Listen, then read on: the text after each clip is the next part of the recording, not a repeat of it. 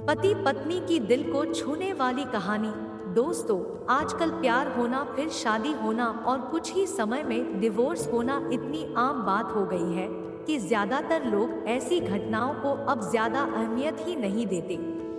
उनकी तरफ से कभी कभी बेवजह ही हो रहे अलगाव को रोकने के लिए भी कोई प्रयास किया ही नहीं जाता। आज की ये कहानी ऐसे ही हो रहे अलगाव की है, जिसे खुद एक पत्नी अपने शब्दों में बता रही है। कहानी जैसे जैसे आगे बढ़ती है, तब हम जान पाते हैं कि पत्नी का नजरिया जो है वो कितना अलग है अपने पति के विचारों से, और कहानी का अंत हमारी आंखें भिगोने में सफल होता है। मेरे पति पेशे से एक इंजीनियर है।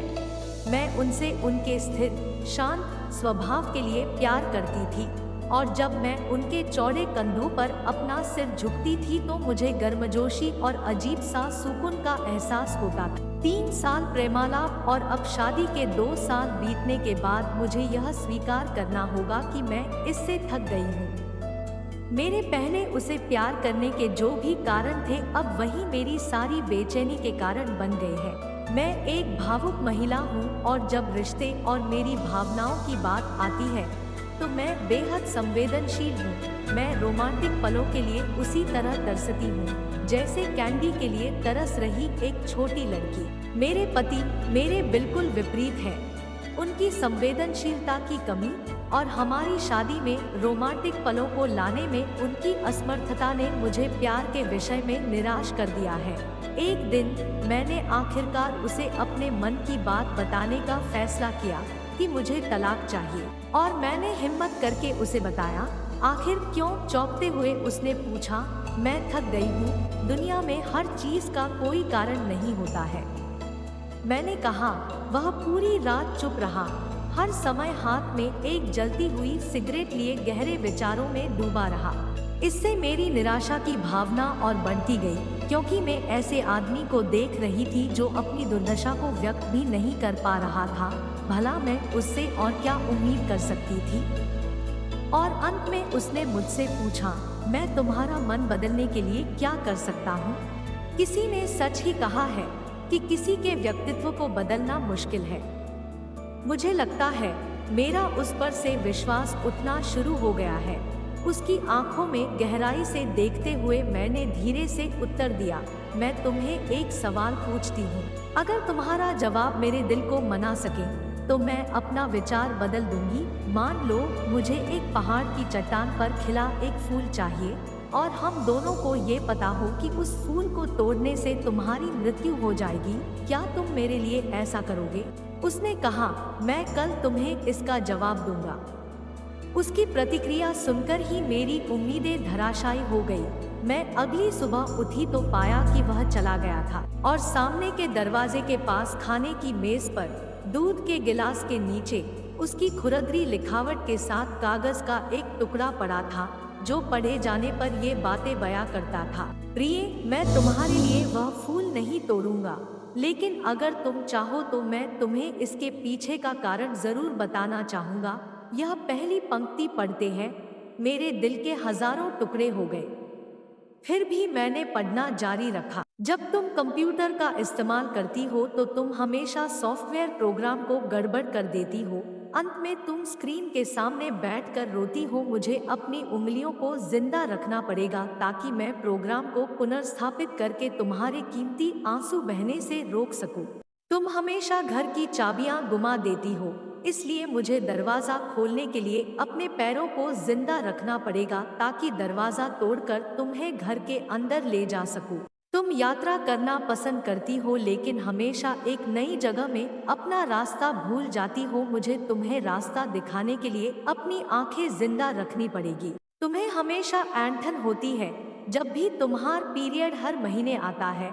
मुझे अपनी हथेलियों को जिंदा रखना है ताकि मैं तुम्हारी पेट की ऐंठन को शांत कर सकूं। तुम्हें घर के अंदर रहना पसंद है, और मुझे पता है कि तुम अंतर्मुखी व्यक्ति हो। तुम्हारी बोरियत को दूर करने के लिए मुझे तुम्हें चुटकुले और कहानियां सुनाने के लिए अपने मुंह को जिंदा रखना है। तुम हमेशा कंप्यूटर और टीवी देखती हो, और इससे तुम्हारी आंखों का भविष्य अच्छा नहीं होगा।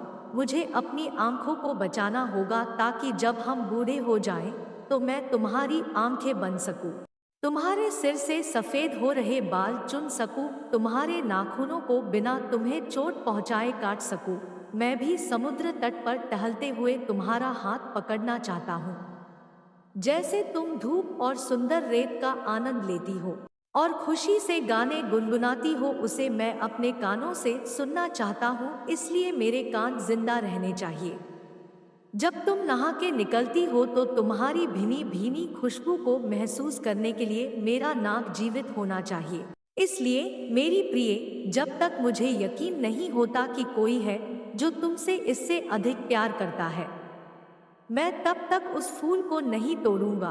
और जिस दिन ऐसा कोई आया जो तुमसे इससे अधिक प्यार करे, मैं खुशी खुशी उस फूल को तोड़ लूंगा। ये पढ़ते ही मेरे आंसू पत्र पर गिरे और उसकी लिखावट की स्याही धुंधली हो गई। मैंने उसे पढ़ना जारी रखा।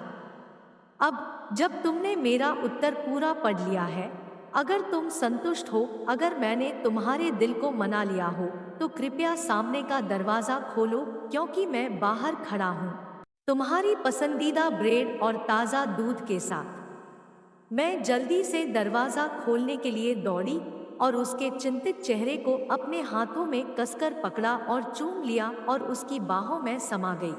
अब मुझे पूरा यकीन हो गया कि कोई भी मुझसे उतना प्यार नहीं करेगा जितना वह करता है, और मैंने फूल को ना ही तोड़ने का फैसला किया। यही जीवन है और प्रेम है।